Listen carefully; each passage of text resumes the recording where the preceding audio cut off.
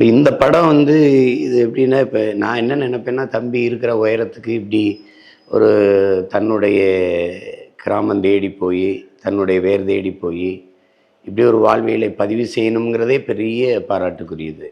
நம்ம வந்து வாழ்வதற்கு பணம் தேவைப்படுது. வாழ்க்கைக்கு பணம் தேவைப்படுது. ஆனா பணமே வாழ்க்கை இல்ல.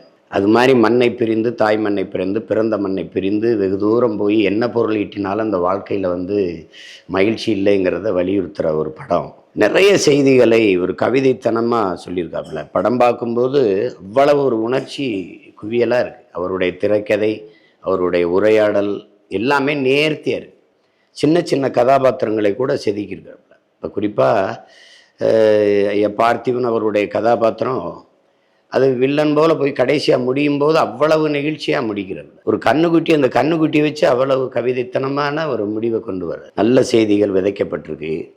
அதில் என்னுடைய மாமா இளவரசு அவர்கள், தம்பி சமுத்திரக்கனி, அண்ணன் ராஜகிரண் அவருடைய கதாபாத்திரங்கள், அந்த கதாநாயகி நித்யா மேனன் அவங்க எல்லாருடைய இது, அண்ணன் சத்யராஜுடைய பங்களிப்பு, தம்பி அருண் விஜயோடது எல்லாமே ரொம்ப நேர்த்தியாக வந்திருக்கு. எல்லாத்துக்கும் மேலே தம்பி ஜீவியோடைய பின்னணி இசை பாடல்கள் அது எல்லாமே தந்தானே என்ஜாமி தந்தானே அந்த பாட்டு ரொம்ப நேர்த்தியாக இருக்குது. எல்லாருக்கும் என்னுடைய பாராட்டுக்கள். குறிப்பாக தம்பிக்கிட்ட எனக்கு பிடிச்சது இதில் எந்த ஒரு பொது நிகழ்ச்சிக்கு போனாலும் வேட்டி சட்டை கட்டி போகிறது. நானே கூட நிறைய இடத்துல கட்டிட்டு போகிறதில்ல, சில நிகழ்வுக்கு தான் போவேன். அதை அவர் பார்க்கும்போது இந்த படத்து பாட்டு இது வெளியிட்டுள்ள கூட அவர் வேட்டி தான் கட்டியிருந்தார்.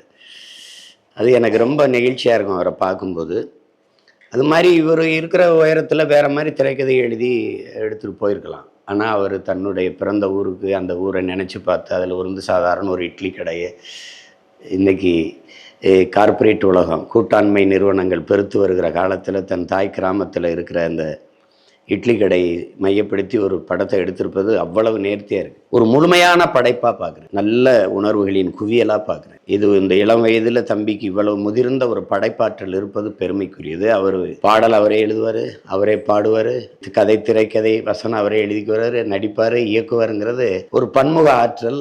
அது இந்த வயசில் அவர் தன்னை இப்படி உருவாக்கிக்கிட்டாருங்கிறதுல நமக்கு ரொம்ப பெருமை. இப்போ இதை பார்க்கும்போது ஒவ்வொருத்தருக்கும் தெரியும், நம்ம எல்லோருமே நம்மளுடைய வேர் தேடி பயணிக்க தொடங்குவோம். எல்லாருக்குள்ளே இருக்கிற நினைவுகளை கிளறி விட்ட ஒரு அழகான கவிதையாக தான் நான் இந்த படத்தை பார்க்குறேன். என்னுடைய தம்பி தனுஷுக்கு எவ்வளவு பாராட்டுகளை வாழ்த்துக்களை சொன்னாலும் தகும். மிகுந்த மன நிறைவோடு நான் இந்த படத்தை பார்த்து ரசித்தேன். ஒவ்வொரு காட்சிகள் நகரும் போதும் அவ்வளவு மகிழ்ந்து நெகிழ்ந்தேன். என்னுடைய தம்பி தனுஷ் அவர்களுக்கு என்னுடைய அன்பும் வாழ்த்துக்களும்.